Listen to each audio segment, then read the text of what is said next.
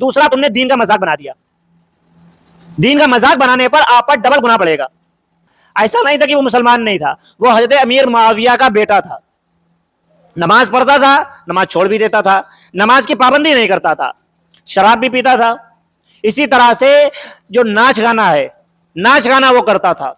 اب ظاہر سی بات ہے حضرت امام حسین علیہ السلام تک جب یہ بات پہنچی کہ یزید ناچ گانا کرتا ہے, موسیقی کرتا ہے, ڈھول تاشے بجواتا ہے, اب ان کے پاس یہ بات جب پہنچ گئی, اب ظاہر سی بات ہے جب کوئی حاکم یہ چیزیں کرتا ہے, جب کہیں کا راجا کہیں کا بادشاہ یہ چیزیں کرے گا تو اس کے وزیر بھی یہ چیزیں ظاہر سی بات کریں گے. جب وزیر کریں گے تو وزیر کے ملازمین بھی کریں گے, جب وزیر کے ملازمین کرنے لگیں تو ظاہر سی بات ہے پورے ملک میں یہ چیز پھیل جائے گی. یہی چیزیں سوچ کر حضرت امام حسین علیہ السلام نے اس کی بیعت کرنے سے انکار کر دیا تھا, اور اس کے بعد یہ سارا معاملہ پیش آیا. آج ہم نے اس چیز کو تماشا بنا دیا. اب ہم نے آپ کو پہلے بھی بتایا ہے کہ مردوں کے لیے اسلام میں مہندی لگانا حرام ہے. بتایا کہ نہیں بتایا؟ آپ حدیث کی کسی بھی کتاب میں پڑھیں گے آپ کو مل جائے گا کہ اسلام میں مردوں کے لیے مہندی لگانا حرام ہے. تو ہم پھر کس طرح سے یہ کہتے ہیں کہ حضرت قاسم کی مہندی لگائی گئی تھی؟ ہم کس طرح سے کہہ سکتے ہیں؟ کیا آپ معاذ اللہ یہ کہنا چاہتے ہیں کہ حضرت امام حسن علیہ السلام کے صاحبزادے حضرت قاسم رسول اللہ صلی اللہ علیہ وسلم کی نافرمانی کریں گے؟ جو انسان اپنے نانا کا دین بچانے کے لیے خود کو قربان کرنے پہنچ گیا ہو, آپ کو لگتا ہے, آپ کی عقلوں میں یہ بات کیسے آ جاتی ہے کہ جو انسان اپنی جان قربان کرنے کے لیے صرف اپنے نانا کے ایک حکم پر, نانا کے دین کو بچانے کے لیے اپنی جان قربان کرنے چلا گیا ہو, وہ انسان کبھی اپنے نانا کی نافرمانی کرے گا؟ ہماری عقلوں میں یہ بات نہیں آتی ہے. یہ خرافاتی جو شاعروں کے ذریعے سے پھیلائی گئی ہے کہ آج مہندی ہے قاسم تمہاری, تو ہم نے سمجھ لیا کہ ان کے مہندی لگی تھی. ارے بھائی, ان کے یہاں شادیوں میں یہ رسمیں ہی نہیں ہوتی تھیں.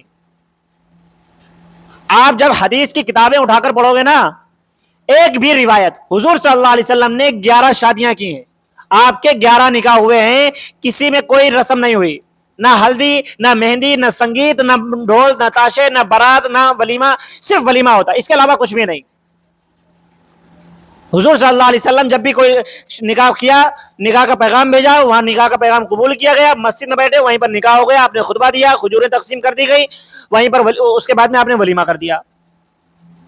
ولیمے میں بھی حضور صلی اللہ علیہ وسلم کی کوئی شرطیں وہاں پر نہیں رکھی گئی کہ ولیمے میں آپ کو نان گوشت ملنا چاہیے, قورمہ ملنا چاہیے, بریانی ملنی چاہیے, نہیں, کچھ نہیں. آپ کھجور کھلانے کی آپ کے پاس طاقت ہے تو وہ بھی ولیمہ ہوئے گا. اگر آپ نکاح کے بعد میں کھجوریں بھی کھلاتے ہیں, نکاح کر کے بعد میں ملنے کے بعد میں اپنی بیوی سے, اس کے بعد میں اگر کوئی انسان کھجوریں بھی تقسیم کر دے کہ بھائی یہ ہمارا ولیمہ ہے, تو اس ولیمے کی سنت ادا ہو گئی. اتنی سادگی سے جہاں پر نکاح ہوتے ہوں وہاں ہم یہ تماشا سمجھ رہے ہیں کہ وہاں مہندی لگی ہوگی, وہاں ہلدی لگی ہوگی, کچھ نہیں ہوتا ہے وہاں پہ. یہ سب آج ہمارا بنایا ہوا ہے, صرف آج ہم نے دین کا تماشا بنا دیا ہے. ہم وہ دین پر چل رہے ہیں جو یزید چل رہا تھا. ہم نے اس دین کو چھوڑ دیا جس کو حضرت امام حسین بچانے کے لیے خود قربان ہو گئے. حضرت محمد صلی اللہ علیہ وسلم نے 11 شادیاں کی, ایک بھی شادی میں ڈھول نہیں بجا. جو لوگ کہتے ہیں نا کہ دف بجائی جاتی ہے, حضور صلی اللہ علیہ وسلم کی شادیوں میں دف بھی نہیں بجی.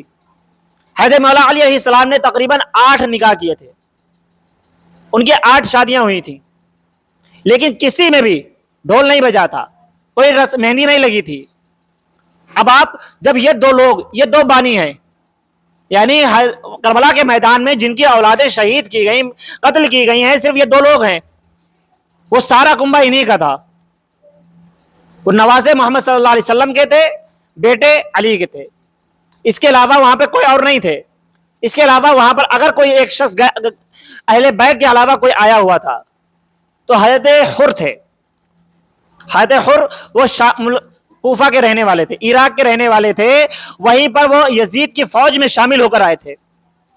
یزید کے فوج کے وہ تھے, لیکن جب انہوں نے دیکھا کہ ابن زیاد کسی طرح سے بھی ماننے کو تیار نہیں ہے, تب وہ اس کا خیمہ چھوڑ کر حضرت امام حسین کے خیمے میں آ گئے تھے. صرف یہی ایک تھے جو الگ سے تھے, باقی سارا خاندان انہی کا تھا. اب جب بات غور کرنے والی ہے کہ جن کی شادیوں میں ڈھول نہ بجا, آج ہم ان کی شہادت پر ڈھول بجا کر یہ سمجھ رہے ہیں کہ ہم نیکیاں کما رہے ہیں. میرے بھائی, آپ کو بجانا ہے خوب بجاؤ, وہ آپ کی ذمہ داری ہو جائے گی, لیکن دین سمجھ کر بجاؤ گے. اگر اس کو دین سمجھ کر بجاؤ گے تو دونوں جہاں میں گمراہی پاؤ گے. پھر اس کا بہت بڑا عذاب ہوگا. اگر کوئی انسان ڈھول تاشے صرف اپنے شوق کے لیے بجاتا ہے تو صرف وہ اپنا گنہگار ہوگا. بھائی ظاہر سی بات ہے ڈھول تاشے بجانا حرام ہے یا ناچ گانا کرنا حرام ہے, آپ نے بجایا آپ گنہگار ہو گئے. لیکن اگر کوئی انسان اس کو دین سمجھ کر بجائے گا کہ یہ دین کا کام ہے تو پھر وہ ڈبل گنہگار ہوگا. پہلا تو اس نے جو گناہ کیا حضور صلی اللہ علیہ وسلم کی نافرمانی کی, اس کا گناہ اس کے سر آئے گا.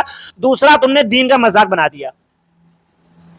دین کا مذاق بنانے پر آپ پر ڈبل گناہ پڑے گا.